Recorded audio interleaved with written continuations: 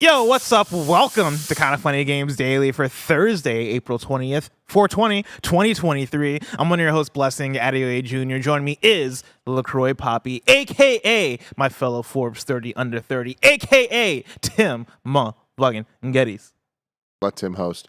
I don't care how old I get. It does not matter. 420, 69, saying nice, blaze it up, all that Blaze stuff. Do you even blaze it, Tim? I do not blaze. Okay. I don't partake in the gummies. The gummies. Okay. Smoking I can't do. It fucks me up. That's fair. Not my thing at all. But I just, there's something. Are you celebrating the holidays? Are you selling the holiday right now? I'm just happy. Did you take gum before the show? No. Are you about to have a weird time? We're going to have a weird fucking time, everybody, but not because of that. But I also, I feel a presence, like being around Cool Greg and Snowbike Mike. I feel like they're getting antsy. You know what I mean? I feel like they're counting the hours. They're counting down. They're counting the seconds. But what I love also, Snowbike Mike feeling the vibe already. I love this. First thing I do, pull into the parking lot. I see Mike. He has a big smile on his face. It's a beautiful day. And I'm like, what's up, Mike? And he's like, dude, started off the day right. Went across the street to the liquor store. Bought the guys there a round of shots. Oh my god! What time is it? You got here like 9:45. It's 9:30. Why are they taking shots at 9:45? 4:20, baby. They have the day ahead of them. They're working an actual job. They're not podcasters. Oh my god! And also, it's a liquor store. It's not a bar. Yeah. You don't buy people shots. God bless you, Snowbike Mike. My point is, I know that it's the most played out thing ever. I know it's not funny. At this point, it's not even a joke. But it just feels like who I am and who so many people are. I know I'm not unique, but that makes us all a community. It makes us all a community. Nice. Dope doing, pot smoking. I don't do drugs. 69. 69. I say 69. I don't think we doing that either. But yeah, you never 69? I would never say never. I've done it once. It wasn't for me. Oh, okay. It was not for me. I was like, this was overrated. But, hey, that's what other things are for. Tim, let's talk about today's news stories, which include PlayStation increasing PC game prices in some countries, a new realistic first-person shooter, and more, because this is Kinda Funny Games Daily. Each and every weekday at 10 a.m. live right here on youtube.com/kindafunnygames and twitch.tv/kindafunnygames. We run you through the nerdy news you need to know about. If you're watching live, you can correct us when we get stuff wrong by going to kindafunny.com/you're wrong. Fuck, I've already fucked it up. Fucking me and Mike have the challenge. How high are you, Black? Me and Mike have the challenge to do the intro without the script, and the camera change fucked me up because I was expecting the one. Yeah. I didn't get the one until halfway through. If you're watching live, you can correct us when we get stuff wrong by going to kindafunny.com. You're wrong. If you don't want to watch live, you can watch later on. Why is the camera on Tim? Why is it on Tim? Why is it on me, Barrett? If you don't want to watch live, you can watch later on youtube.com/kindafunnygames, or you can listen later on podcast services around the globe. Around the globe. God damn it. That's optional at best. No, it's not. That's required. Remember, you can use Epic Creator Code Kinda Funny on all Epic Store and Epic in-game purchases like Rocket League and Fortnite to help support the channel. Fucking Barrett is fucking me up. To be a part of the show, you can head to kindafunny.com/KFGD to get your questions read on the show. And remember, patreon.com/kindafunnygames will get you the show ad-free plus a bevy of bonus content. Housekeeping for you. Friday, The Dead Walk, and Greg Miller is going to help you end them. That's right, Greg's playing Dead Island 2 on PS5 as part of a sponsored stream. And if you have the game and are watching live, Greg might come help you fight the undead. Tune in on Twitch and YouTube Friday at 11:30 a.m. Pacific time to watch the shenanigans. Barrett's second of 4 video essays this year is out now, and it's all about him looking back at Star Wars Jedi Fallen Order and sharing why it connected him on a deep personal level. Watch it to get in the Star Wars feels or reinvigorate your hype for Jedi Survivor next week. Check it out on youtube.com/kindafunnygames. I was here when he recorded it, and I've been hyping it up, saying like it was a really good script, really good performance. I watched this last night, and I was like, it's broken up into parts. I was like, I'm gonna watch a part a night. I ended up watching the whole damn thing in one go. It is extremely high quality content, and I think this is required viewing for anybody that's excited for Jedi Survivor. Oh, yeah. This is such a great kind of like, you watch this, you're gonna be itching to survive. Be itching to survive. Hell yeah, man! Barrett being his Duffy when he writes these video essays, and so hell yeah, check that out. Go get excited for Jedi Survivor. Go relive the wonderful parts of Jedi Fallen Order, and yeah, maybe I'll check this out too because this looks really cool. And also, shout out to the background. Who did this? Was this you, Barrett, or was this Roger? Who did the background? I found the background and did some editing on it. Hell yeah. But then also shout out, I forgot to shout Roger out yesterday. Roger did this cool After Effects stuff with us kind of putting my script on the back wall and playing in the background that's dope. here. That's super Just dope. like the opening crawl. Holy cow. Yeah, go check that out. And then Tim and Nick are back at it with your favorite advice show. Love, Sex, and Stuff is live tonight at 5 p.m. Pacific time on Twitch and Kinda Funny's YouTube. So excited. The return of one of the OGs, us hanging out, answering your life advice questions. If you have problems in your life, you better be here 5 to 7 p.m. You write in, we're answering your questions. Your It's gonna be questions great. about love, sex, and stuff. Stuff. My question about sex, Tim. Where do you rank 69 for yourself? You know, you're going to have to hang out later from 5 to 7. Damn, I really want to know. Ask that and I will answer there. Fair enough. And then a new Kinda Funny Xcast is up right now, all about fixing Halo. You can catch that on youtube.com/kindafunnygames. Over on Patreon, there's a new Greg Way. That's Greg's daily vlog going up every single day. And then remember, we're trying something new with YouTube Super Chats on Kinda Funny Games Daily. Only on YouTube in the live stream, there's going to be a 30-minute post show where Stomach Mike comes through to talk to us KHD hosts about your Super Chat questions. You can stay tuned after today's handshake to hang out with me, Mike, and Tim before the next Kinda Funny stream starts. Thank you to our Patreon producers, Tripod Plus Plus and Delaney Twining. Today we're brought to you by Rocket Money, but we'll tell you about that later. For now, let's begin with what is, and forever will be, the Roper Report. It's time for some news. We have 7 stories today. A baker's dozen. That's a lot of stories, Bless. That's a lot of stories. We got some good stories to talk about. Let's start with story number 1. PlayStation has significantly increased Steam game prices in some countries. This is Tom Ivan at Video Games Chronicle. Sony Interactive Entertainment has significantly increased its game prices on Steam in some countries. As first spotted by Reset Era user Chairman Chuck, shout out to Chairman Chuck, the prices of Sackboy Big Adventure and Returnal have been increased this week in countries including Argentina, Canada, Chile, China, Colombia, Japan, and South Korea. VGC has verified these price rises using SteamDB and found that other PlayStation titles, including God of War and Spider-Man Remastered, have received similar price increases. The price increases vary by country and title. In Canada, the price of all 4 games has been upped by $10, representing 14.5% to 17% increases based on their starting price. In Sony's home country of Japan, the prices of the games have risen by between approximately 29% and 32.5%. Argentina appears to be by far the most heavily affected by the price increases. God of War's price has more than doubled this week from 4,199 pesos to 8,499 pesos. The cost of Spider-Man Remastered has also doubled, while the prices of Sackboy and Returnal have risen by 67%. Bless, Tim, I have breaking news for you right here, right now. what's that? PlayStation upped its prices of PC games. All right, they used all that money to right now acquire Firewalk Studios.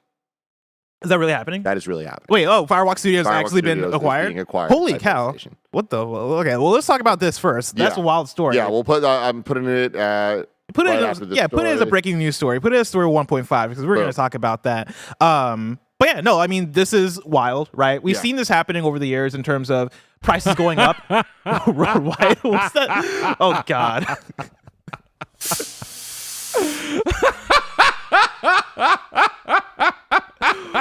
When did he even get back there? I don't want to be a part of this.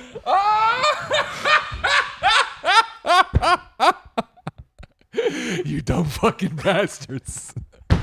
You dumb fucking PC bastards. Please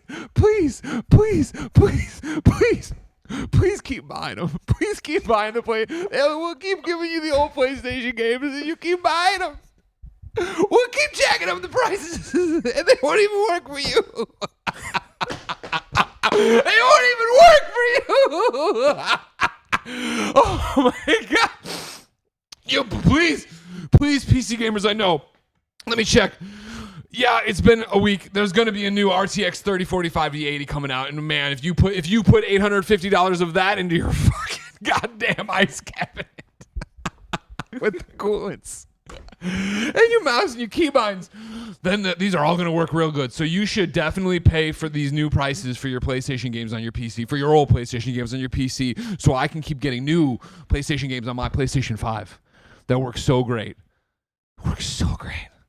Everything works so great, and the games are cheaper. I can probably, most of the games that they raise the prices on, I can probably get on PlayStation Plus right now. Probably, yeah. I can probably get them on PlayStation Plus right now. Yeah, you probably can. You probably can.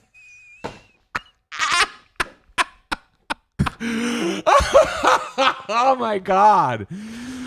Oh my God, everybody. Can you believe it?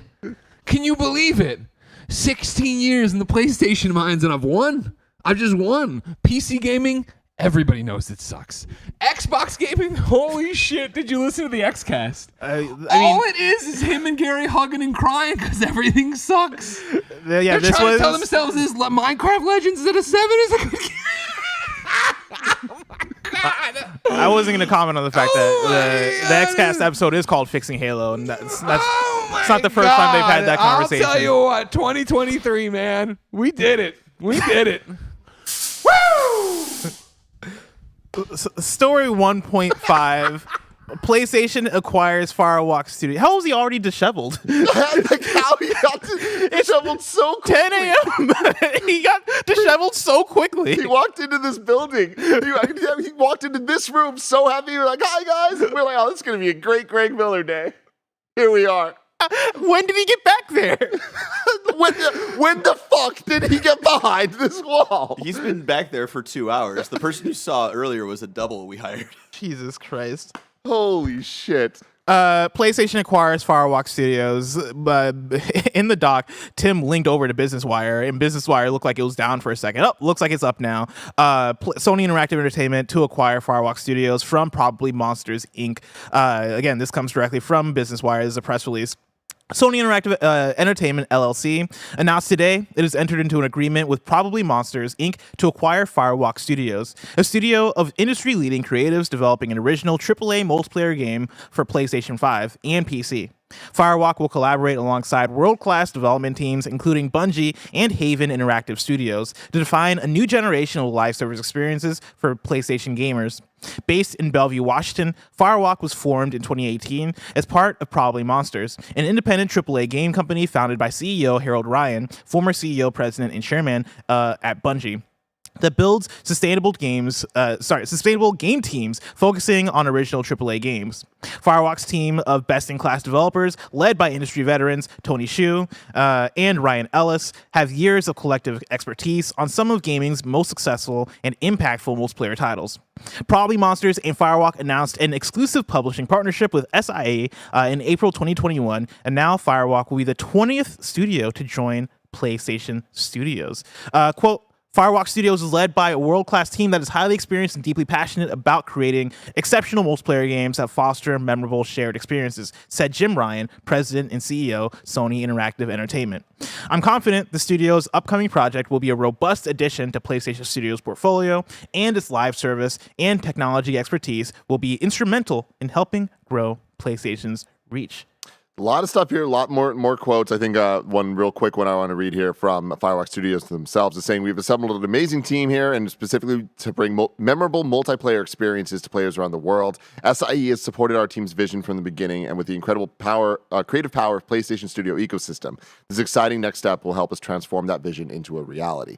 This is a vision and a reality you've been talking about for years now, Bless. I like to put it on your shoulders. You're the one that saw it all happening and put together, what was it, the 14 games? The number's been increasing. I think it started at 10 and then raised up to around 13 games now. The live service ongoing games that PlayStation has greenlit to kind of build their live service future, right? Have this slate of games, talking about games from Firewalk, talking about games from Bungie and Deviation and Haven Studios, right? Working on multiplayer games that they can add to the PlayStation portfolio. What I like about this is the use of the word multiplayer. And I know that this is just like a dumb little thing, but they're not saying live service here. They're not saying games as a service. Well, a lot of them probably be that. Yes. But they are doubling down multiple times. They're saying multiplayer experiences on PlayStation. I'm going to take that as a preference. I'd rather that over any of those other words, this at least to me shows that PlayStation is trying to build out a vertical for themselves that traditionally they've never held down on the exclusive PlayStation Studio side of things. Yeah. The last couple generations, PlayStation's kind of become the dominant system for the third-party multiplayer games. Yeah, Call of Duty. That. But this, and I'd say even on the Xbox side, it's like they have a lot, and they've just continued to get more and more big first-person shooters, a lot of multiplayer games. We have Redfall coming, things like that. So this is absolutely not a surprise. Do you think that this acquisition itself is that important? I mean, I think it's important in the sense of PlayStation is really trying to own these games, right? Like when you have somebody that is working for you as a third party that is developing a first party game, if the plan is for this game to live on for 5 years, 10 years, even 3 years, right? Not owning that studio kind of makes that relationship difficult in some senses, right? Being able to own them and go, hey, all right, you're part of PlayStation Studios. That means you get to work alongside Bungie. That means you probably get to jump through less hoops in terms of what these back and forths look like. That means you have the financial backing of PlayStation, and so you don't have to worry about your future as a studio, right? Especially when you're talking about an ongoing thing. Hey, we're gonna work on this game for 5 years that is published by PlayStation, but you know, like we're working with the money that PlayStation gives us up front to work on this thing, and however much money they gave us over time to work on this thing, but you still have to fight for yourself as a studio, right? Like make deals as a studio, figure out what other projects you might want to work on as a studio, figure out what future projects you want to work on. Having the comfortability of being owned by PlayStation Studios does a lot in terms of, cool, now we get to just focus on the game. And again, the quote here, it makes me really excited about them saying that their team's vision's been supported from the beginning, but they're excited about the incredible creative power of the PlayStation Studio ecosystem. With all these acquisitions going on, like, of course, there's a lot of downsides to it, and there are some upsides, and we're starting to see some of them. We're starting to see a lot of mess and a lot of legal issues, and like it getting really bogged down and furthering out when the benefits are actually going to start to be seen. Mainly on the Xbox side, where we see how many acquisitions they've had. Having said that, like we're already through Bethesda, we're already through a lot of their I forget some of the other smaller teams that they've gotten. Yeah, Xbox, like Double Fine. Exactly. Like we're starting to see that already. We see the benefits of what the Xbox ecosystem can offer some of these traditionally smaller teams. But then even for bigger teams, get rid of some redundancy in terms of workflows and just be able to create and just be able to work on the things that they actually want to work on.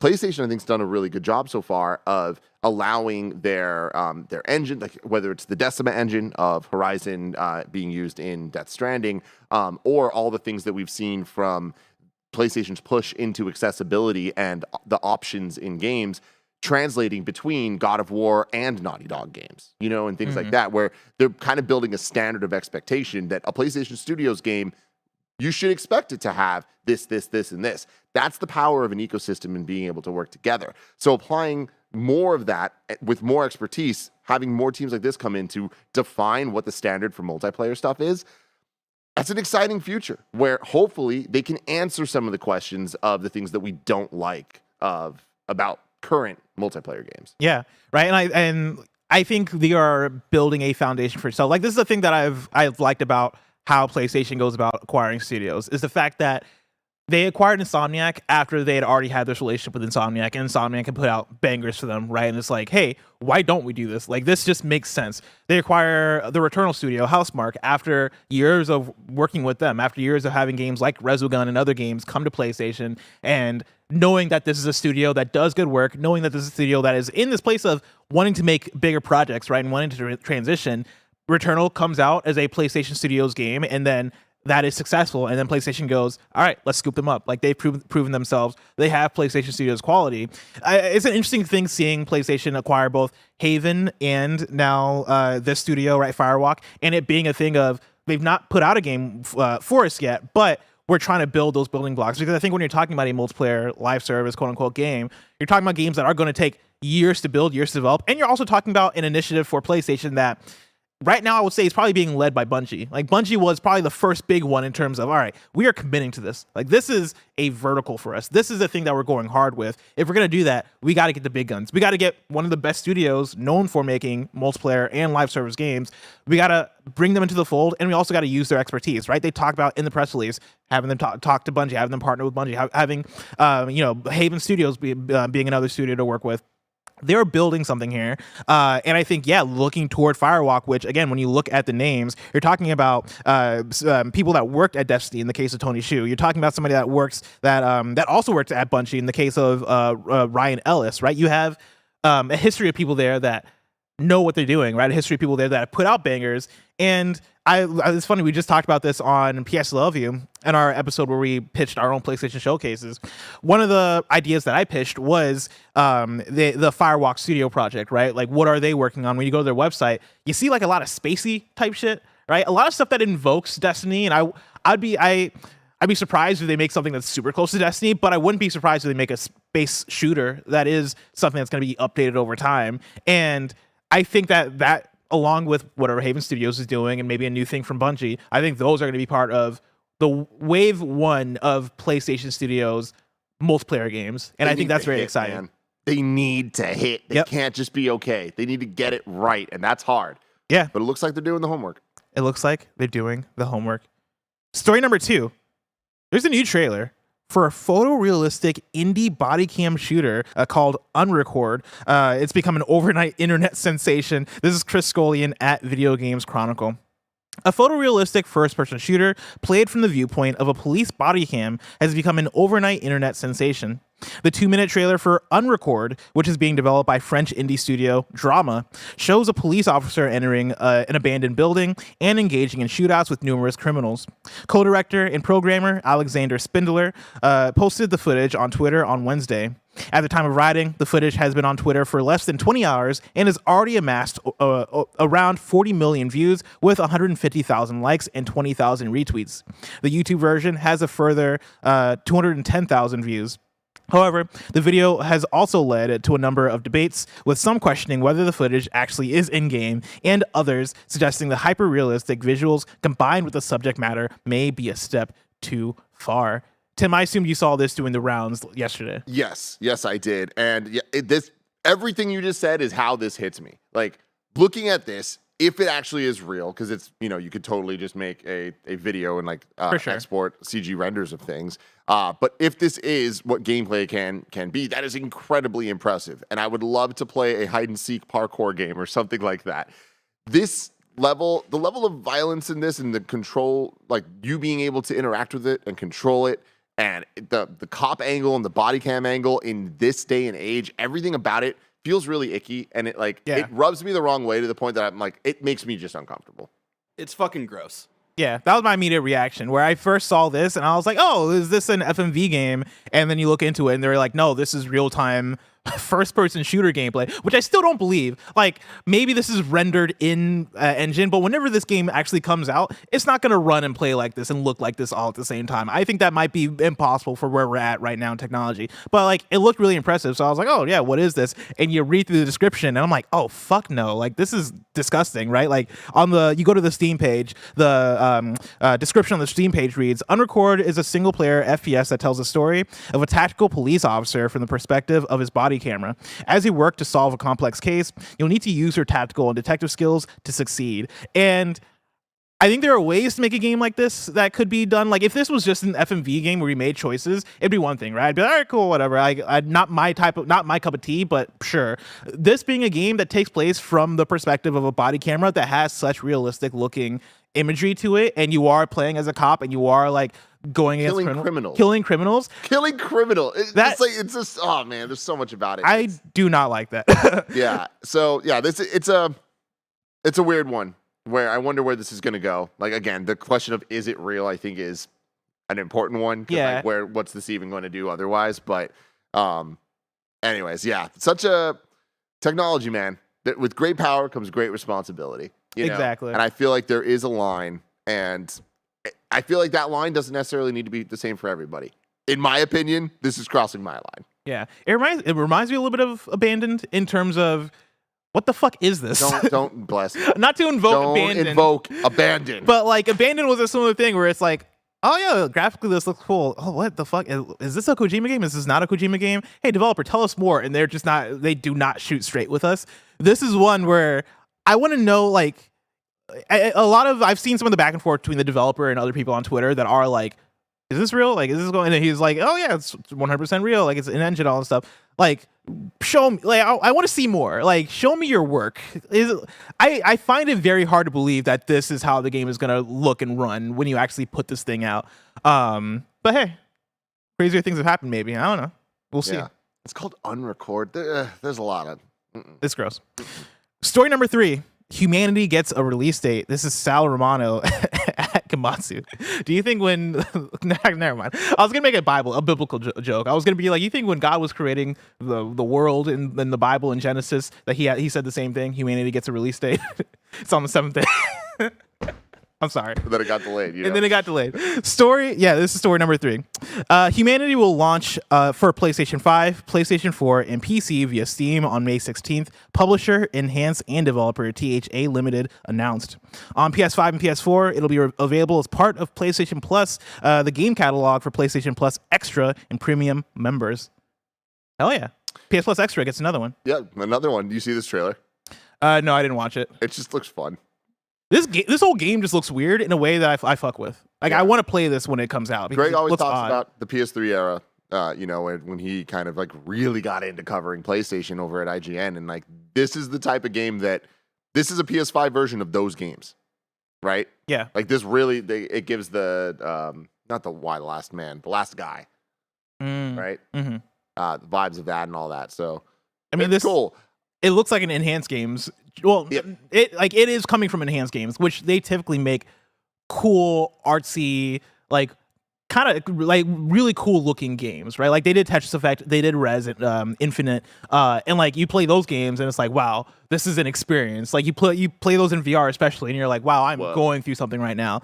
Humanity strikes me as one of those, right? Like I didn't get to play the demo, but I'm hoping to even like get the dopeness we got out of soundtrack and music in those other games. I'm hoping to get out of Humanity, because that's what I look forward to out of Enhanced. But even regardless, like I know it's a puzzle game, and in the streets, Tim, they call me Puzzle Poppy. And so I'm down to solve some Humanity-driven puzzles, like jigsaw puzzles. You know, jigsaw puzzles aren't my jam. That is correct. You don't want to play a game? There's way more puzzles than jigsaw puzzles. Asks, is this not just Lemmings? It is, but you get to play as a dog. Woof woof. So there you go. There you go. There you go. Let me tell you where you can go.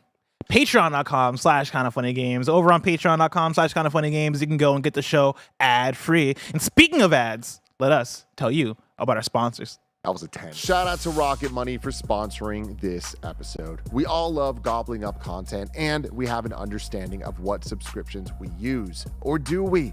Do you know how much your subscriptions really cost? Most Americans think they spend around $80 a month on subscriptions when the actual total is closer to $200. That's right. You out there. You could be wasting hundreds of dollars each month on subscriptions you don't even know about. Rocket Money is a personal finance app that finds and cancels your unwanted subscriptions. It monitors your spending, and it helps you lower your bills, all in one place. Rocket Money has saved some of us here at Kinda Funny a ton of money, and it can help you too. Stop throwing away your money. Cancel unwanted subscriptions and manage your expenses the easy way by going to rocketmoney.com/kindafunny. That's rocketmoney.com/kindafunny. ROCKETMONEY.com/kindafunny.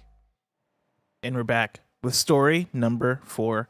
Cliffy B wants to resurrect Lawbreakers. This comes directly from Cliffy B on Twitter, where he tweeted out, well, turns out Nexon does own the rights to Lawbreakers. At Owen Mahoney, how about sliding into my DM so we can talk about a resurrection? Yeah, Cliff's doing it right now, man. He just announced his comic officially coming out, and we've been seeing this. We were talking about it, I think it was me and you, on Games Daily a week or two ago, where he started bringing up Lawbreakers and like things are happening or whatever. So here it is. It's like there are attempts being made and trying to bring back Lawbreakers. Could it work? I don't know. Probably not, but Fortnite did. Yeah, I mean, hey, Fortnite did it. I'm totally down to see Lawbreakers come back, because as I said last time, Lawbreakers, I'd say was fun, right? Like its biggest competition or its biggest hindrance, I think, is that it had too much competition. Like I think the people that would have played Lawbreakers were the people that at the time were super into Overwatch. And there were just other games coming out at the time. Like that was 2017, which was a stacked year in terms of shooters. 2016. So Lawbreakers was in 2016. I mean, Overwatch was 2016. Oh yeah, no, Overwatch was 2016. Lawbreakers was the year after, but people were still. I thought they launched near each other. No, yeah, but like Lawbreakers came off of also like PUBG and other games as well too, where I think PUBG saw people trying to shift more toward battle royale style games, and then the people that were playing these class-based shooters were still super into Overwatch. And so yeah, like I'd be down to see it come back. Would it be successful? Would it hit? I don't know. I think they would have to figure out a way to reconfigure. Maybe the way to shift it would be to make it free to play as opposed to a paid premium title. But either way, I think the actual gameplay of Lawbreakers was a pretty decent time. I had a good time with it. Yeah. I know Alex Van Aken fucking loved Lawbreakers, and so if anything, bring it back for him. Story number 5. Nintendo is changing the Japanese name of the Mario movies Spike to avoid offense. This is Chris Scullion at Video Games Chronicle. Nintendo has announced that it will be changing the Japanese name of Spike, the foreman who appears in the Super Mario Bros. Movie. Spike first appeared as an enemy in Wrecking Crew, which was released in arcades in 1984, then came to the Famicom and NES in 1985. Tim, let me tell you, when I saw this news story this morning, I was like, well, look at the world nowadays. Like, Spike can't have his original name. Like, what was so bad about Spike's original name? After decades of inactivity, Spike returns in the Super Mario Bros. Movie as the rival to Mario and Luigi when they're working in Brooklyn. Ever since the release of the game in the mid-'80s, however, Spike's character was instead called Blackie in Japan. What the fuck? What the fuck? Why'd they call him that? Why would they call him that? What the fuck? That was the last thing I was expecting to read when I was reading through this article. Things. I was like, Tim, we've gotten solved. What could they have named him? They named him Blackie. That's Paper crazy, in the chat dude. says that Umbreon's name is also that in Japan. Oh man, that's funny as hell. Nintendo's Japanese Twitter account has now stated that the name has been changed, and while it hasn't specified a specific reason, it's likely to be it's likely to be because the name could be used as a racist slur. Quote, the name of the character Blackie, who appears in the family computer software Wrecking Crew, will be changed to Spike, which is the same as the name in Europe and the United States, Nintendo stated. Quote, in addition, the name in the Super Mario Bros. Movie released on April 28th is also Spike. So they're just saying they're going to change it in the movie as well. Good for them changing it. Good on them I do changing think it. that at the end of the day, the takeaway from this is, hey, the past had a lot of problematic issues. The present shouldn't keep them. You know what I mean? We can change things. We can be like, you know what? That's wrong. Cool. And move on. So good on you, Nintendo of Japan or Illumination or whoever had anything to do with this. I like to imagine that Illumination, as they were making the movie, they're like, oh yeah, let's put Spike in it. Oh yeah, that'd be a cool reference, right? And then like as they're working on localization for Japan and other countries, it gets back to Nintendo's president. And they're like, hey, they want to put Spike in it. And Nintendo's president is like, who? And they're like, Spike. And then like somebody walks over to him and whispers in his ear, and then he's like, "We called him what? like, no, we gotta change that. We gotta change that. There's a reason why we've not used that character that often since then." Oh man, that's so funny. And yeah, like good on them for changing it because of course, like things change over the years too, right? Like I don't know. Like that strikes me as a word that has been offensive for a while. I remember watching like Fresh Prince and they make a joke about Blackie and how like that you can't call somebody that.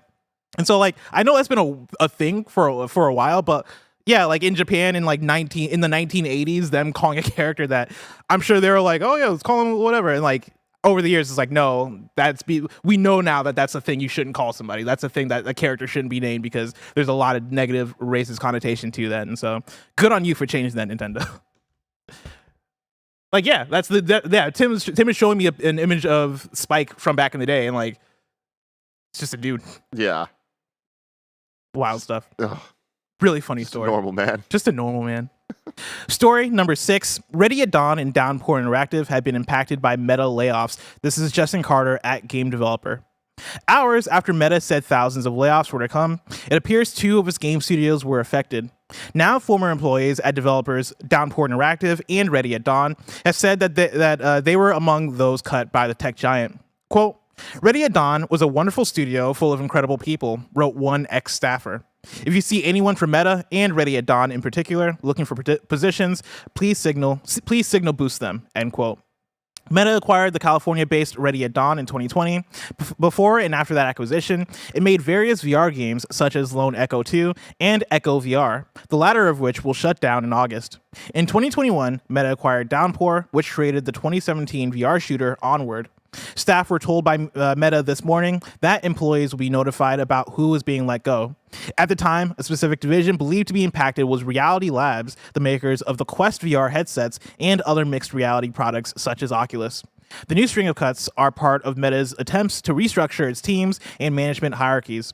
In addition to its game developers and Reality Labs, cuts are expected at the company's Facebook, WhatsApp, and Instagram divisions. As an update to the story, right, we've gotten word of mouth on Twitter, right, of people who formerly worked at Meta coming on being like, hey, like this is what it is. Thomas Griebel on Twitter tweeted this out earlier, and Thomas Griebel is a senior engine / graphics programmer at Ready at Dawn. He tweeted out that 1/3 of the studio was laid off, including the studio head, which is fucking wild. Yeah, man. This, again, the tech layoffs continue. It's a really sad state of things for sure. And you look at VR, it's in such an interesting place as we start to see next generation hardware start to come out, and some of the, like Meta being now one of the most. Am I wrong in saying that Meta is the like biggest market share of VR?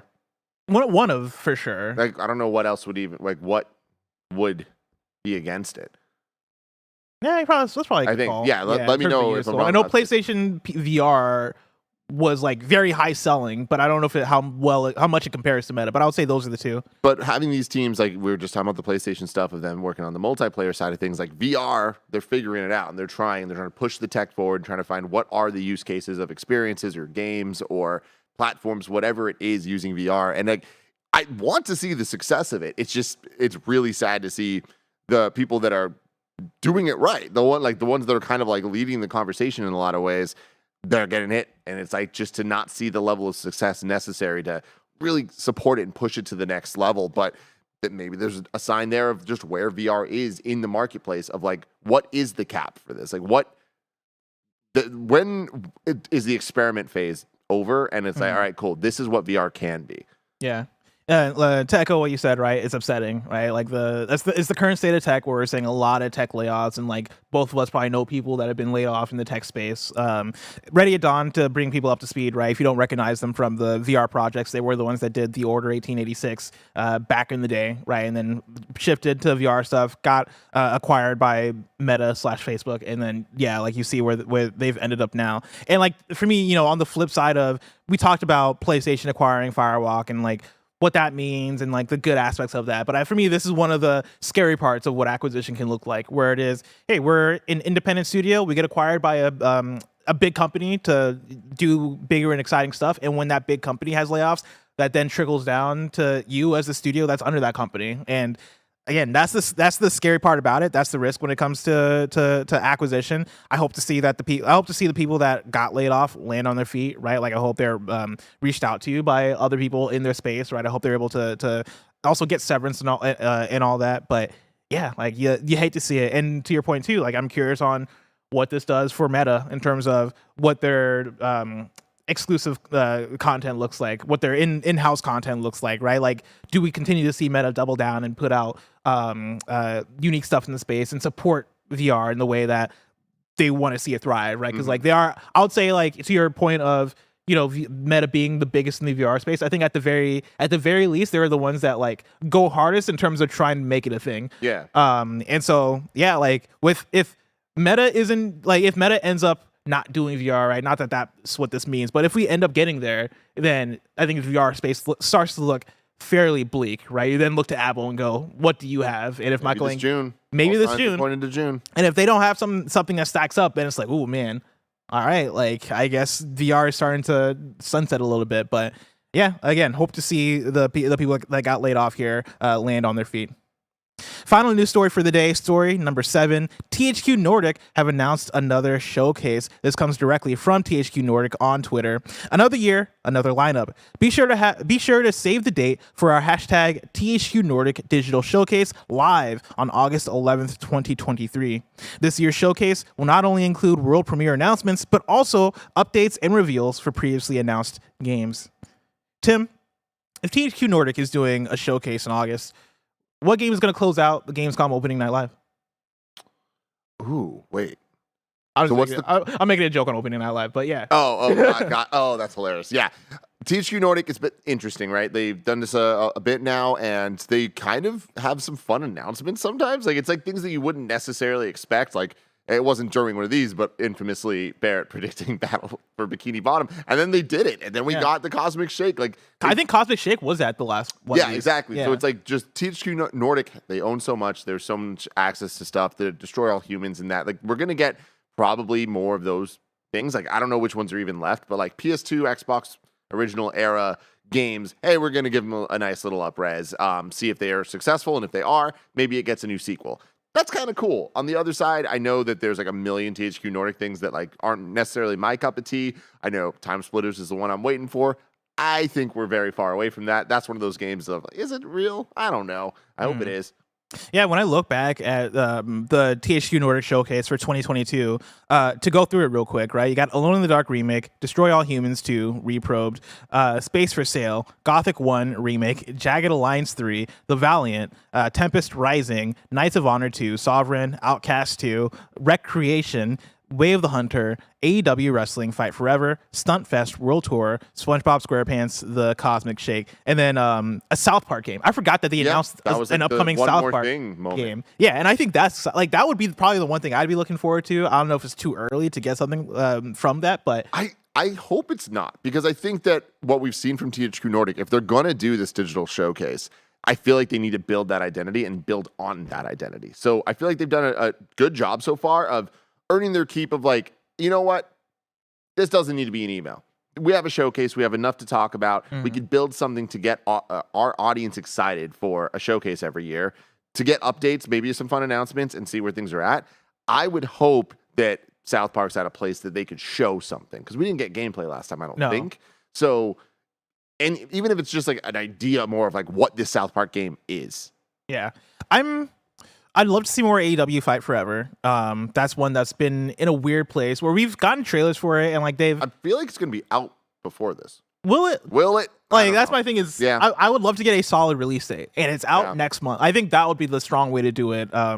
If you want to build this, I guess this lore to the THQ Nordic showcase, because I think that's what any yearly showcase needs. If you're gonna do a showcase that is consistent and you're doing it from the place of being a publisher, then I think you need to build like this. Hey, this is why you should be excited. This is what you should look forward to. And so I think having things like SpongeBob SquarePants, The Cosmic Shake, and especially the South Park thing be purely just teased there, right? I think that's a good way to start. You need more of those. I don't expect those out of THQ Nordic. Like, they don't strike me as, in this, like, no offense to THQ Nordic, even though this might be offensive, but like, they don't strike me as a publisher that can give me the stuff year over year and have a catalog of games that I'm excited for. At least right now, for what they've shown me. You know, like, I want THQ Nordic to build towards that. South Park is a really good step towards that. Cosmic Shake for Barrett is a pretty good step towards that, right? Like, I'm even looking at games like AEW Wrestling is good for Greg Miller, right? But then like things like, you know, Recreation looks neat, but like as I read through all that list of games, I don't remember any of that. Like these aren't games that I don't think people are getting excited for in that way. And I think you need a little bit more of those. Yeah. Again, though, I think that we're getting to a point where there are enough IP and like genres of games that like they could, any single person here at Kinda Funny pretty much could watch this showcase and there might be an announcement that makes us pop. I think that's kind of cool. It's not the biggest pop in the world. It's not Final Fantasy VII. It's not like whatever, but it's like, it goes, oh shit. Like, I'm excited for that. That's cool. And that's a unique quality that I think THQ Nordic has because of what they have access to. Sure. And they've proven they'll do anything. Like, there's no real rules of it where it's like, oh yeah, we might get Cosmic Shake. Like, that's I don't think any of us would have predicted that we get a new SpongeBob platformer in the style. It was my Crash 4, you know? Like 100 that was exactly. insane. And that's the thing I was thinking about. It's like THQ Nordic is from a different time in the best way possible. Is it in the best way possible though? 100%. Because like, dude. did you love Cosmic Shake? Yeah, I really liked it. I gave it. Never mind. I take it back. It was I think I did the Blessing Eddie Jr. I think I fairly gave it a 3 out of 5. But I love it like a 5 out of 5. Okay. You know? Oh, that's fair. That's fair. Excuse me. I got the hiccups, Tim. Uh-oh. It's 420 starting early. Oh, you no. know? 420 starting early. He's got hiccups, everybody. I got the weed hiccups. That's hiccups. what happens when you smoke a lot of weed, everybody, right? You learn to hear first. Tim, Yeah. I'm very curious to see what goes down at the upcoming THQ Nordic showcase. But that showcase is just so far away. If I want to know what's coming out to mom and grop shops today, where'd I look? I just want to say 69 hiccups. Why? The official list of upcoming software across It sounds every like a death platform is sentence. listed by the Kinda Funny Games Daily Show host each and every weekday. Yeah. You would not want the hiccups if you're doing 69, Tim. Hey, right? you don't know me. Hey, you don't know. Use it to your advantage, Bless. Use it to your To my advantage. advantage. Today we got You gotta Coffee play Talk. fast and loose. Coffee Talk Episode 2, Hibiscus and Butterfly for PS5, Xbox Series X, PS4, Xbox One, and Switch. Lost Epic for Switch. Outer Terror for PC. Super Meat Boy Forever for iOS and Android. All right. Haven Dock Early Access for PC. Stray Blade for PC, PS5, and Xbox Series X. Ocho for PC. Ocho is really cool. If you like Hotline Miami, highly recommend checking that out. It's basically Hotline Miami, but a roguelite. Erisys for PC. Arcana of Paradise, The Tower for PC and Switch, Greed Inventory for PC, A Medieval VR for MetaQuest, Labyrinth of Zangetsu for PS4, PC, and Switch, Molly Medusa, Queen of Spit for Switch. Is this a banana situation? Did you put that in there? No, After you said the 69 hiccup thing, did you put the Queen of Spit in there? But it's too good. Can you look up Molly? I need to know more about Molly I'm Medusa, Queen of scared. Spit. Yeah. It's gonna be like a fucking Galgun situation. Because let me tell you, Just man. just Google Queen of Spit. See what happens. Just Google Queen of Spit. Tim, I know the Queen of Spit. It's not Molly Medusa.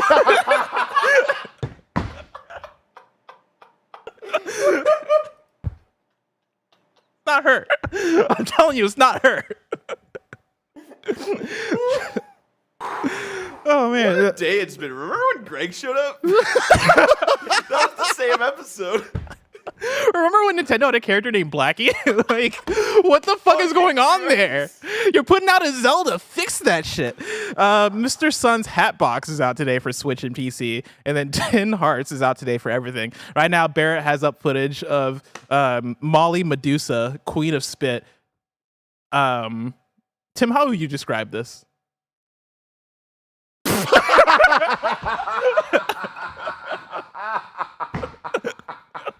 We have Wind Waker at home is what I would describe this Yeah. as. God, I was looking down and you said, Tim, how you describe it? I look up and I just see that face looking at me. But yeah, there is a lot of Wind Wait, Waker. that dude had a cloud sword. He had Give a me- fucking Buster sword. All right, she's walking around. She has a statue of a hand walking around. It kind of looks like A lot of dialogue in this thing. if Wind Waker was on an N64, but the N64 was being Oh, played it's literally just it's Wind Waker, man. on a 4K. Well, where does the spit come in? Instead of the instead of gliding Instead on of water, it's they have a desert. Literally a desert. Like what? Wow. The chat's popping off. Where's the spit? I'm gonna find the spit for y'all. I Yeah, swear. there's like a huge lack of This is a spit. 3-minute trailer. What the hell? Wow, yeah, this is straight up Wind Waker. Oh, What in the world? Is this allowed? is this Good allowed? on them. Uh-oh. They refuse to. Yeah, out today, y'all. 420, baby. 420. Refuse to bring Wind Waker to the Switch. So you know what? Good on Queen of Spit. You know. Good on them. New date for you. Gemmatomb releases April 28th on Steam, PS4, PS5, Xbox One, Xbox Series X, and Switch. Deal of the day. The next free Epic Game Store titles have been revealed. You're getting Breath Edge and Poker Club. Those will be free to download from the Epic Game Store from April 27th until May 4th. Tim, now it's time for kindafunny.com/you're wrong, where you write in, let us know what we got wrong as we got it wrong, so we can correct it for those watching later on YouTube and listening later on podcast services around the globe. And Tim, My stomach hurts from laughing this episode. it's been a wild episode. That's what happens when you get me and you together on 420. The two biggest potheads. Kind of funny. You know? I love it. You know? We got nothing wrong, Tim. Of course we didn't. All the dude. pot facts I threw at you, all true. Yeah, all real. True. And I listened to the episode yesterday and they got nothing wrong. And that was suspicious. Cupboard.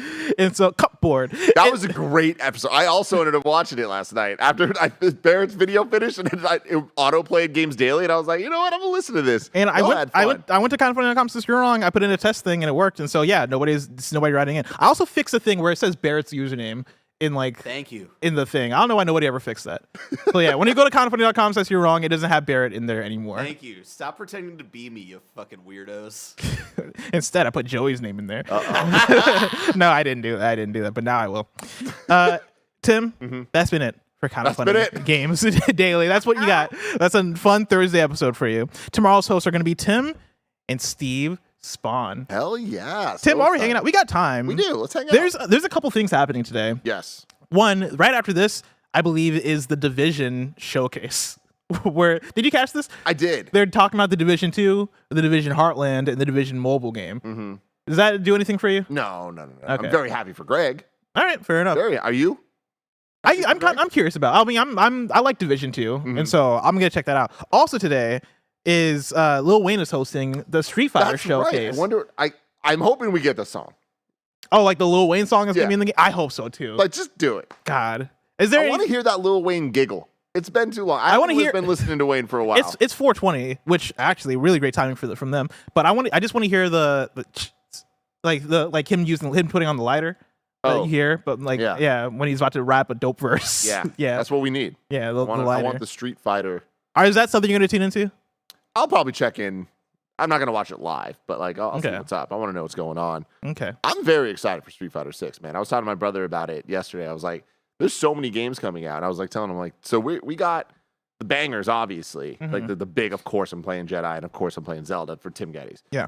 But I want to dabble with Diablo. I'm really excited about Street Fighter 6. And Final Fantasy 16. No, and then right there too. Yeah, exactly. Yeah. So Street Fighter, though, I'm very excited for it because I know that no matter what, it's going to be a great time for me. Even if I play it if I get 1 weekend of being able to play it, I'm have a great time. But if I get more time, I'm going to have a great time. Mm-hmm. Street Fighter 6, I don't need to 100% do everything to get what I need or want out of it. Does that make sense? That makes sense. Whereas with Zelda or with Jedi, it's I want to beat the game. There's a goal there. Yeah. You know? Whereas with Street Fighter, it's just have fun playing the game. Yeah, just turn it on. If you get a week out of it, if you get 6 months out of it, right?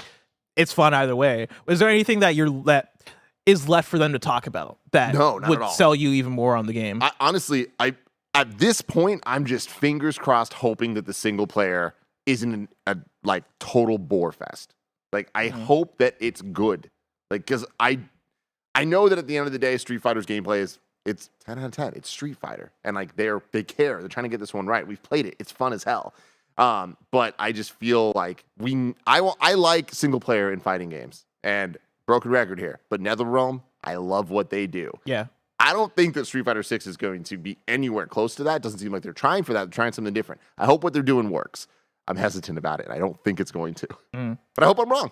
I hope you're wrong too. Because I everything they've shown out of that, I get exactly where you're coming from because it reminds me so much of Mortal Kombat Deception had a single player mode where you play as Shujinko and you're just this avatar character who is learning from all the other Mortal Kombat characters in the world. And it looks very similar to what they're going for with Street Fighter 6 in the single player mode. I enjoyed that, but also I get so much more out of Mortal Kombat, the modern Mortal Kombats and what they bring to story and stuff. I don't think Street Fighter 6 is going to give us that, but I am hoping that this single player mode is fun. I'm hoping that it's a good time. I'm hoping that they even go way beyond what Mortal Kombat Deception did with its single player stuff. This is a very weird getting into Tim Geddes' mind moment, Bless. Mm-hmm. But there's something to me that it's a binary. I either like it or don't like it. I get my hands on a controller and just moving a character around a space in 3D. I want it to feel like Mario 64. It's not. And if it doesn't, and I'm talking about in the sense of you have full control over this little guy. You know what you're doing. You feel good about it. And I feel so often it just doesn't feel right in these type of things where the game is a 2D fighting game. There's also this mode that you get to kind of walk around. The last time I had an issue with this, Fire Emblem 3 Houses. love Fire Emblem. I hate the way it controls. You don't want to feel like an walking around. That's avatar. cool. You want to feel like a character. That's a great way to put it. I don't want to feel like I'm just kind of like moving a thing around. I want to feel like there's a person moving that I am in control of. I feel that. You know, looking at Street Fighter, I'm like, this. I can guarantee I'm not gonna like how this feels, and I don't like that. Yeah.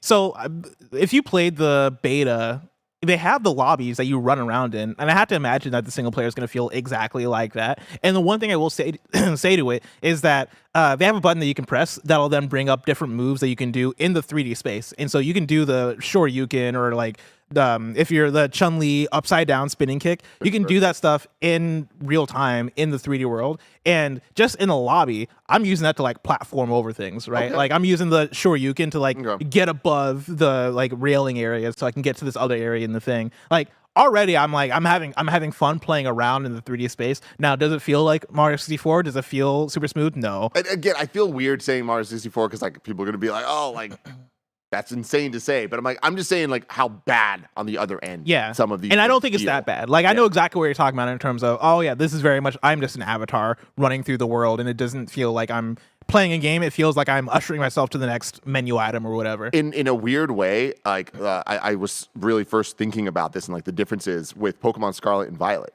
especially once you get your mounts like fully abilitied up so it can just move around.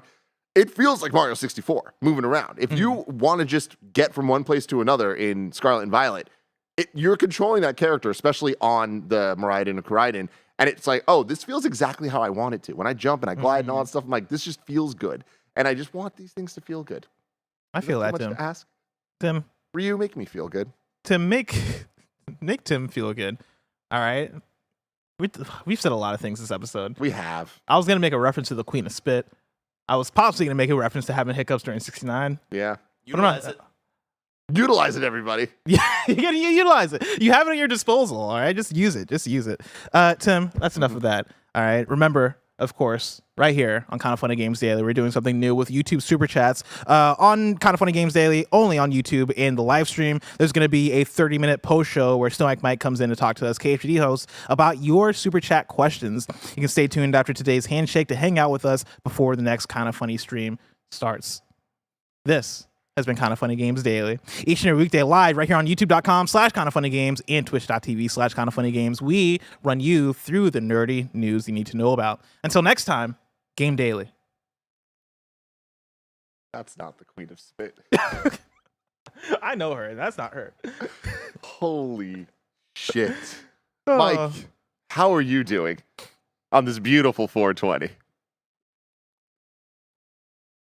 He's high as fuck. I can see this Tim, smile. I'm doing very well. Thank you for asking. Ooh. Of course, happy Hallowblaze to everybody out there. I'm very excited to Hallowblaze. join you on a lovely 420 here in the city. My first 420 Ooh. in the big city.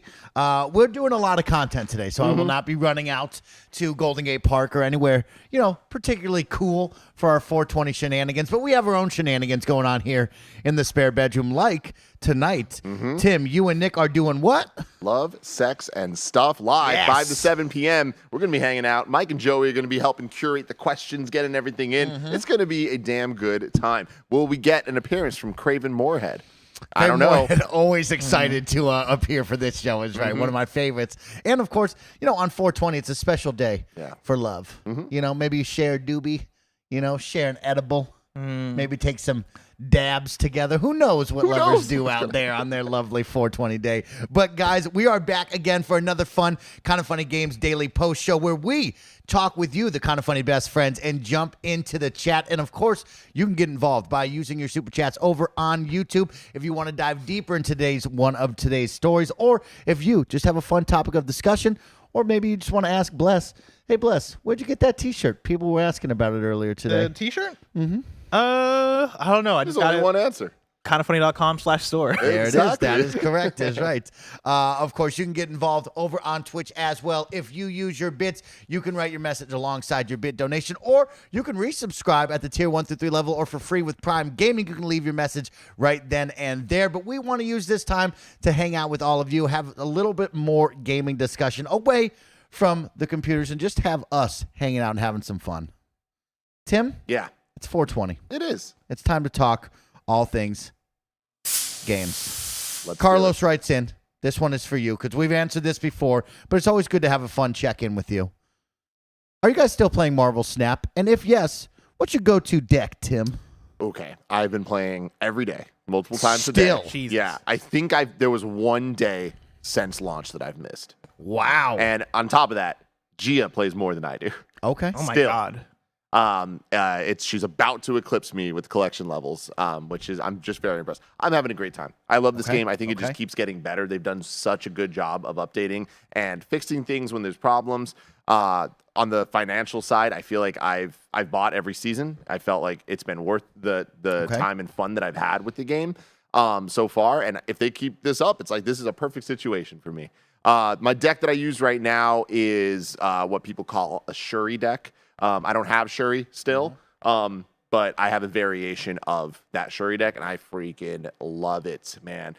Not dominating, not like overall, like people go for the ranks and all that stuff. Yeah. I'm more in it for the collecting side. Like I want to collect all the cards. I like getting my numbers up, and like I'm more of the completionist side of things as opposed to like the competitive side.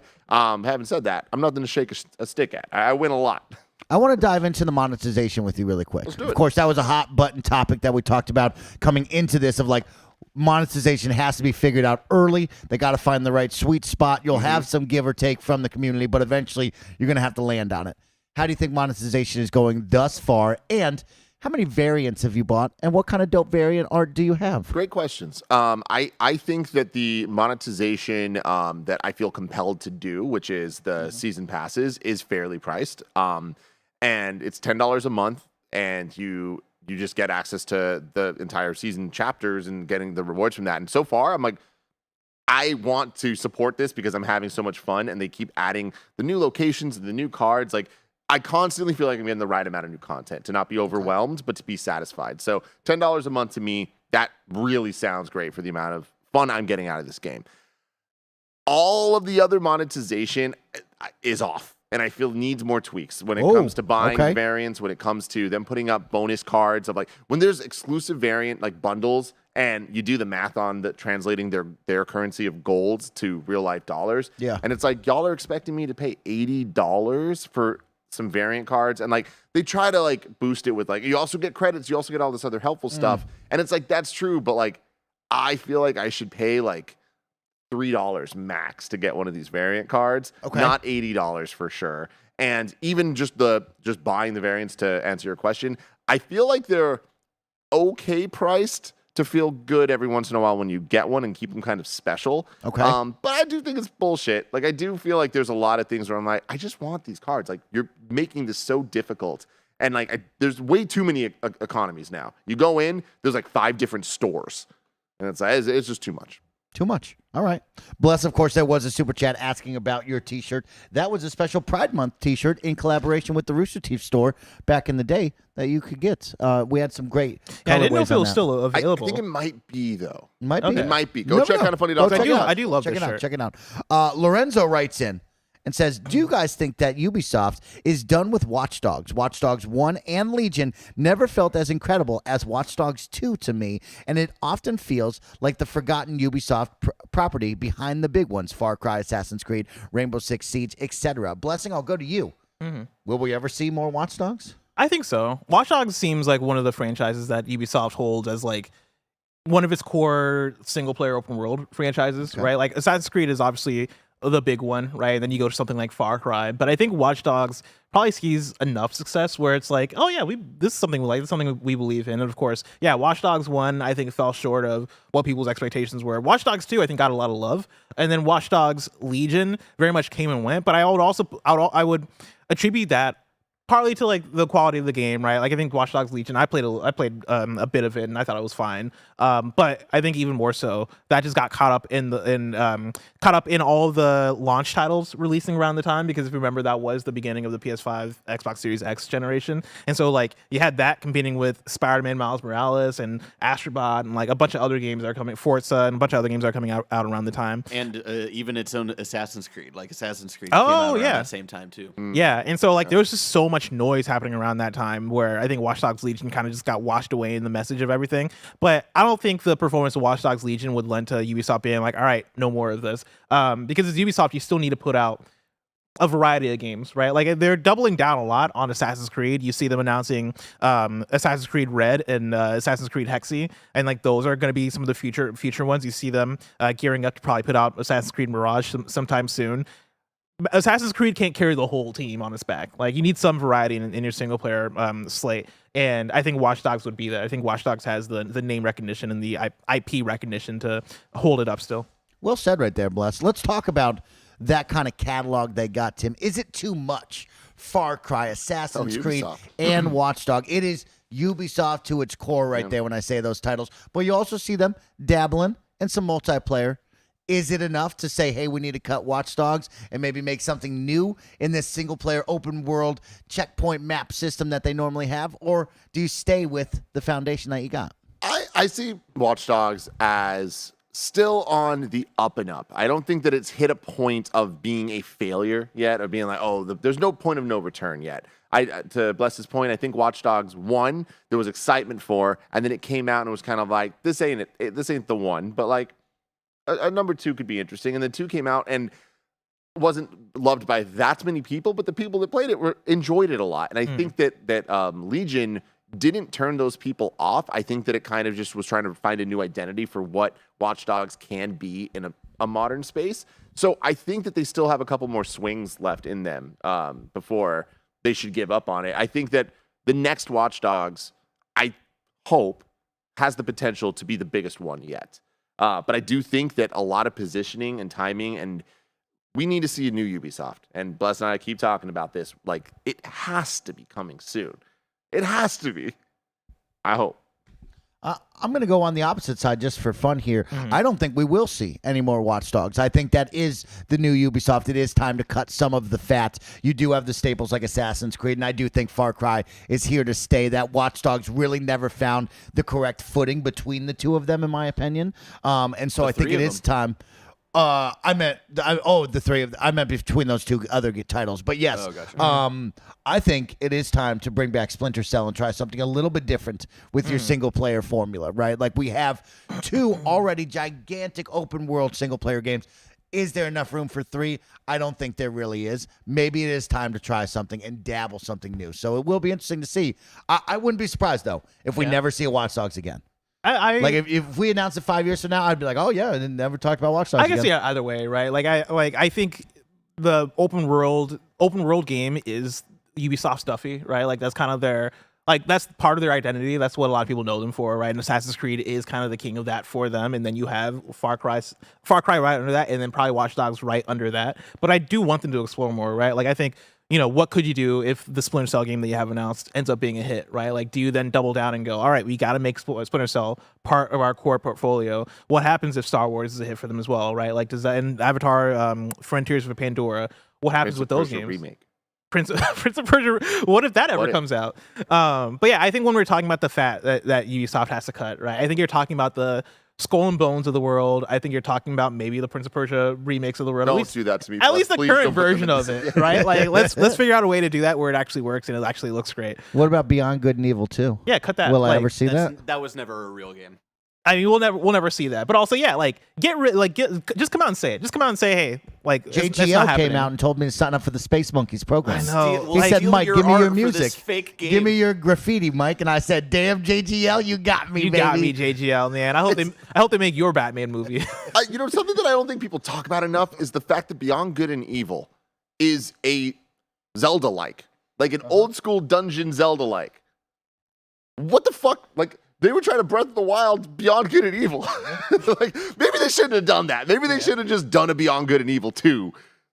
Just give us that. I also want to shout out the chat right now because, of course, they bring up one that I always loved, which was Ghost Recon Wildlands. I am a Tom Clancy's Ghost Recon's boy all through and through, right? And then Breakpoint happened, and I think, once again, you saw the fatigue set in. You saw the decision-making set in of, like, we're going to go more realistic. We want 4 of you to really try to work as a squad, as opposed to what Wildlands was, which was bombastic. I'm going to take this motorcycle off of a cliff and then dive into the cartel and blow everybody up, right? Like they're making a lot of choices, and there's just so much fat. That's a lot of games we just brought up that are all the exact same. It's Pretty like, much. man, oh man, we got the carbon copy, just cut and paste. I mean, into Immortals any Phoenix world. Rising is like in that conversation too. Like, Yeah, they yeah. kind of Which one? Immortals Phoenix Rising. Oh yeah, Can't forget about that one. That's the name of it, right? Yeah. Okay, I know it is Gods and Monsters. But yeah, like Ubisoft, I think within recent years has tried to experiment with different things, like to get even further into it, Roller Champions and like Rainbow Six Extraction and Riders Republic. Like, there's so many games that feel like experiments coming out of Ubisoft, and honestly, like, a big issue with them is that I feel like they're not doubling down enough on some of these ideas, because some of them are great ideas. Roller Champions was really fun for the one day, like idea. the It 1 or was 2 an days, idea. Yeah, yeah. and like it just didn't get the support or content it needed to keep people interested in it, and it went away. Rainbow Six Extraction, we had fun with it here for like a week, and then it just tempered out. Like we there wasn't enough in there just keeping us in, right? And that could have been content, that could have been post launch stuff. But yeah, I think for real they need to like lean up, get rid of the fat, and then double down on the stuff that you want to double down on. That's what I like about Assassin's Creed and how they're treating it currently, is that they're not even just doubling down on Assassin's Creed, they're tripling down on it by announcing these project names and doing the Assassin's Creed, I forget what they call it, but like the Assassin's Creed universe, I guess. Infinite. Yeah, Assassin's Creed Infinity. As they should, because that's their banger. Yeah, that is their banger. Are they tripling down on it, or are they bluffing with it? I mean, we'll see. Like, I believe that Assassin's Creed Hexy and Assassin's Creed Red are real and are gonna come out someday. And like, they have did they announce another 2D one? Like, they have other Assassin's Yeah, do you Creed. remember the stories that they did? Yeah, like they have like other Assassin's Creed projects coming out with it too. But I think the question is, what does that look like in practice? Like, is it just you putting out more Assassin's Creed games, or is it going to come in the like in the image of like an Assassin's Creed store or segment on the Ubisoft connector? Like, what is the plan to make Assassin's Creed Infinity an actual thing? We'll have to see. That Ubisoft, they got a lot going on. They got a lot going on. What an interesting topic. It's a topic we can keep talking about, because there's so much there. One thing to bring up too with Watch Dogs is like Watch Dogs is also in X-Defiant. Yeah. They're a class in X-Defiant, which for me speaks to like, okay, we still want to do things with it. That said, Splinter Cell is also a class I in was going to say, X-Defiant. every jabron's going to be a class in that. You know that. Let's keep it going right now. Dean8149 writes in and says, with THQ showing in August past the E3 timeframe, do you think it's more likely that Embracer, as the last major publisher at E3, wasn't ready to hit that time deadline, or is it just taking more time now that they have it? Yeah. Tim, what's up with this? I think that they were ready for E3. I don't think that they were the cause of E3's death this year. Embracer Group. Embracer Group. Yeah, I think that they have more than enough to talk about at any given time. I think. They wanted to show Homeworld 3. There we go. Yeah, of course. Of Don't course. Where forget could they that. possibly do it? Don't forget that. But yeah, I do think that we're in the Keeley era of like just getting more and more into that. So we're at the point where the E3 era is now Summer Game Fest, and Summer Game Fest transitions directly into Gamescom, and then Game Awards at the end of the year. But this August placement, I would need to. I mean, we still don't have some of the information for every showcase, right? But we kind of do. It seems have all the info on Summer Game Fest. Like, it seems like we're getting the Keeley event. Then we're getting the big Keeley event, the Kickoff Live. We're getting the Xbox and Starfield showcases. And then There's Ubisoft Forward, which is not that same period though, right? It's that same period. It is? Yeah. I thought it was July for some reason. But I think it's June. I can double check. But it's like it seems the first year in a while that like the showcases and announcements, for the most part, actually are going to be contained to a week period. And then we know that there's rumors of the PlayStation showcase in May. Nintendo at any moment can do anything. Yeah, June 12th is the June 12th. I mean, There we go. Like that's a pretty sizable, exciting week, right? And for that week to be its own thing, then I imagine there'll be other ones, PC game showcase and all that stuff that week. We might get a more quiet in terms of showcase late June, July, and then that gives space for this to kind of feel less tied to Summer Game Fest, more tied to the Gamescom side of things. My assumption is that this THQ Nordic thing was always going to happen in August. And that's just based on like the last one happening in August, right? Like, I think Embracer is weird because they divvy up their different segments and they kind of operate individually in terms of how they showcase and talk about their games. Because remember, like a few years ago, there was the Prime Matter Embracer showcase that like they talked about, and like that was the one that like ended with stream over, and it was like, what the fuck is this thing? Like, what's going on here? And like THQ Nordic is entirely different from Prime Matter, which is entirely different from like a Koch Media is what I was actually thinking of. Koch Media is the one that did that, but yeah, like I would have assumed that like this was happening in August regardless. And I think what probably killed E3 this year was probably Ubisoft pulling out. Like I think that was probably the last big publisher that they had, and once they're gone, it's like, okay, well, what are we gonna do now? I was going to live my Coachella but video game fantasy this year at E3. It's going to be so dope. Yeah. There was going to be a Ferris wheel. Dylan Francis was going to be DJing. Okay. All of my favorite gamers were going to be around the globe. E3 We were going to is? invade LA, and we were going to go play games together. Like, there was a new vision. Yeah. Bless. Frank Ocean was gonna come through and do absolutely cool nothing. When all of the video games were around one place 182 is there for for 1 some week, reason. and we all just used to gather. We May did rest in E3 peace. together. Yes, we did. We It did, was an dude. epic time. That was It an fun, epic man. time, Tim. Oh my gosh. Let's keep it going. Of course, Kind of Funny best friends. I got to remind you that we were halfway through our Kind of Funny Games Daily Post Show, where we ask you to come get involved with your two Kind of Funny Games Daily Show hosts. You can be watching over on YouTube, and you can super chat anytime with your questions about today's news topics. You can bring up new topics of discussion, or you can just ask Tim, man, Tim, what's up with Vanderpump Rules? That's a good Of course, question. if you're over on Twitch, you can always resubscribe, or you can drop bits in the chats and get your questions, comments, and concerns heard. Let's jump in. We got Simply Stweb with glad to see Mike has made it in for the holiday. Hey, thank you so much. Have you thought about doing highlight videos for the live streams? I love the personalities, but don't have 3 hours to watch each day. Clips would be great. Hey, Simply, thank you so much for asking that. We did do highlights back in the day, and then, of course, we have a lot going on here at Kind of Funny, so we moved away from that, but we're doing our best to figure out a new game plan of how do we share some really fun moments and encourage you to come check out the streams, because we're putting out 15 hours of streaming content a week, and I know many of you don't get to watch at your job, might be able to pick and choose certain videos, so we're trying to find those really awesome moments, get them over with the team, share them out on social, and encourage you to watch certain ones that we can. But as of right now, there are no special highlights being clipped out for 20, 15-minute moments. You will see some edited, smaller clips soon enough. Yeah, I absolutely. have some breaking news for you. Breaking news. My check mark's finally gone. They took it. They took Elon you- Musk came through, took my check mark. No. I'm free. Do you want mine? No. Because I have two, and I actually have two. a third because I pay. Why do you pay? Well, he freaked me out. He was like, Mike, you got to do this. And I was like, oh, He Jesus said, Christ. he freaked me out. He said, Mike, you got to do this. Here I was, Blessing, right? I was smoking the doobie, and then I saw the tweet come out. Christ. And I was like, oh, shit, man. Like, what if somebody hacked my account? I need two-factor authentication. And so then I went That to is kind of Twitter Blue, wild that he's hiding two-factor and behind then that. I Apple ID'd it, and they took money out of my bank account. Jesus Christ, dude. God. It happened, And Tim, it then they happened. took money.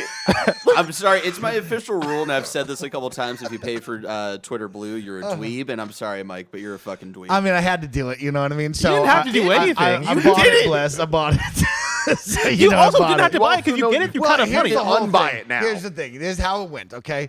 It was a week before the Kind of Funny thing. I bought it. I freaked out, right? Then I got it. Then all of a sudden, bang. All Kind of Funny was like, hey, Mike, we're going to give it for you. Don't worry about it. So I Which, hold on, canceled it. just to clarify, we are not paying for Twitter Blue. We are not paying. We I were know a lot giving of people Twitter- were getting uptight. Don't worry about it. We're getting that for free, is right. But I canceled mine, so I'm not paying him anymore. He got $1,899 subscription out of me. I'm not paying for it anymore, so don't get all uptight, chat.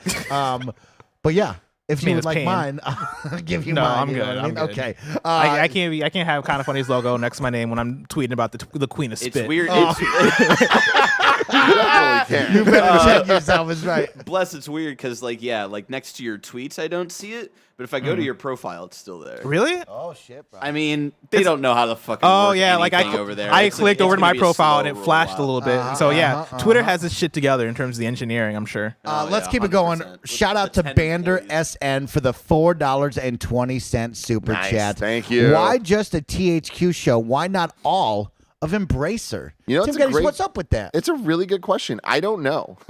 I think that THQ Nordic does have a brand identity, and I always talk about this. Big fan of that stuff, and I was just saying during the main show that like I do think THQ Nordic has earned a showcase at this point, and I don't think everyone's gonna hit, and I think that more often than not they won't. But I do think that they have enough to talk about that will speak to the right people, and associating other things around that builds that. And that's good because then when exciting, cool things happen, it's like, all right, cool. We were watching this and there was a moment.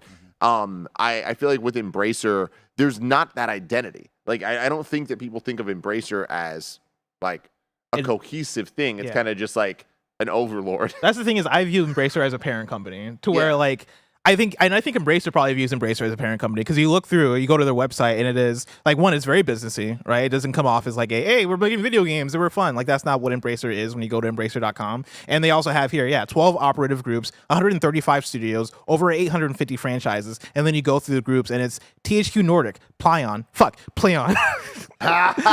got it. It's just like it's spelled, Bless. Just like it's spelled. THQ Nordic, Playon, Coffee Stain, Amplifier, Saber, Deca, Gearbox, Easy Brain, Asmodee, Dark Horse Media, Free Mode, and then Crystal Dynamics / Eidos Montreal. That's actually kind of funny. I didn't realize that Crystal Dynamics and Eidos Montreal were just like a slash. Yeah, they're a slash. Like they're not under an actual publisher now. Like they just have the parent company of Embracer, which is probably why Amazon is publishing their game instead of Embracer. Because I don't know if Embracer would publish a game, but that's aside from the point.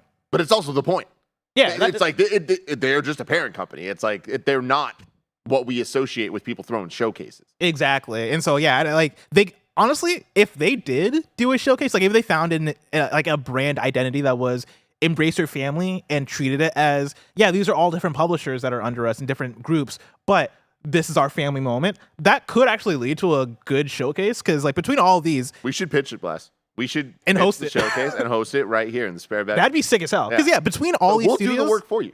If each of these coughed up one, like between these are 6 or 12 different studios. If all 12 of these cough up what you got, cough up what you got to show, each of them cough up one announcement, that'd be a banger showcase. It would. Make it happen. Okay.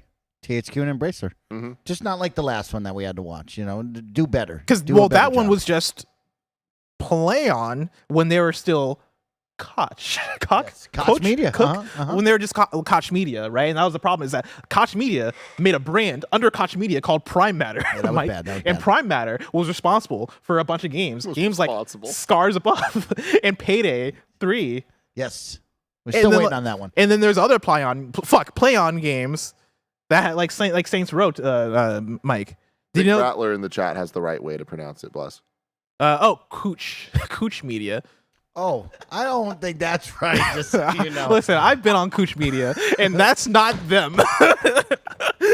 That's where Bless found the Queen of Spit. That's not them. Yep, we got to keep it moving now. I know KochMedia.com. Ralph Carter writes in and says, Mike, I listened to the latest Xcast. What I would do with Halo Infinite is rebrand it as the free-to-play, community-driven Halo game. Go all in on Forge. Ralph, I love hearing that. Of course, with Forge, you only have a number of community members who really make dope stuff, and then a number of people who actually play that dope stuff. And so I like that idea, Ralph. I love that. Of course, you can go listen to the latest Kinda Funny Xcast with myself and Gary Witta. We sit down to talk all things Minecraft Legends. And then, of course, we talk about, what's up with Halo with all the major players finally leaving? And if I gave you the keys to the kingdom, what would you do? Bless and Tim, we are nearing the end of our Kinda Funny Games Daily Patreon, or Kinda Funny Games Daily Post Show, where we hang out with the chat and have some fun. I'm still looking for questions to round us out, but of course, today I will remind everyone we have a lot of content coming your way. I just want to say real quick that Chromaticus says Coachella. Hey now. I just want to say, Bless, you are on one today. I fucking love it. Your ad segue was so fucking good. I appreciate it. That not being the I had to make up for the botched intro, which I want to make good on that intro. Thank you. Okay. Yeah, I'm gonna get a good intro. You got next week. We'll do it again. Next That's week? right. I want you to know that I gave myself an 80%, but it was more like a 60%. I missed some pieces. I saw that, but I tried. And honestly, what I mean? was feeling like once you did that, I was like, oh, here we go. I get to go in and I get to nail this shit. And I think I got two in my head, and I didn't nail it. I have fun chasing the cameras around. I like when Barrett switches them because I like looking at one, and then I see the red light flicker, and I give it the look. You know what I mean? Then you just move with it. I like that a lot. Of course, see the yam cam. Man, I'm yammed up right now. Now, Barrett, can we get the yam cam? Tim Geddes. we have some fun stuff coming our way. Let's talk about it really quick before we get out of here. I Number don't know one. that this is right. There's no way this is on he's purpose. working it. He's working No, it. it is. I'm just fucking with. Oh, Oh, got okay, it, got okay. it. Number one, of course, KFW There it is. returns. Oh man, look at Yam these guys. cam. Look at his yams. Whoa. KFW returns with another episode of season 2. Then after that, myself and the boys are going to strap on some VR headsets, and we are going to play some Golf Plus. Why'd you have to put it that way? Strap on some VR headsets because I mean that's how we're doing it today. Then after that, we have PS I Love You XOXO recording, do. of course, and then tonight, You know what that Tim, episode's gonna be? What is it? Horizon Burning Shores review. Oh Ooh. snap! I Have you played been playing it? I finished it. Wow. Yeah. Okay. Oh, I look forward to hearing that. I want to know if it's hot or not right now. You know what I mean? I'll tell you right now. I'm just kidding. I won't tell you. Okay, Right we now. won't ruin that Save content. that. You got to go check that out. And then Tim, of course, what are we doing tonight? Because of course we've had some funny moments today. What are we doing tonight? We're going to keep that good energy. We're Yep. making the return of love. I have ice in my mouth. Love, sex, and stuff. And stuff. All right? Me and Nick's advice show, where we give you all the advice you need. So if you have any life problems, sex, love, anything, any advice you need, you should be asking us from 5 p.m. to 7 p.m. Pacific, youtube.com/kinda funny and twitch.tv/kinda funny games. You can, of course, ask questions in the chat. You can super chat. You can bit donate. You can subscribe. We'll read questions from there. And then, of course, if you want to get active and actually be a part of the show, we will have a Discord live stage going on later this evening. I'll have the link ready for all of you. Once we start the show, you can actually get on and ask questions and actually talk with Tim and Nick as well when they give you advice. So kind of cool to be able to talk with these two jabronis and have some fun, all right? It's going to be great. And yeah, you and Joey are hanging out too. Yep. Shenanigans are sure to be had. Oh, man, we're definitely going to get some pizza up in this place. But with that, let's get out of here. This is the end of today's Kinda Funny Games Daily Post show. Of course, we're still looking for your advice, what you think, your feedback as we round out week number 2. We have one more day tomorrow to do this, and then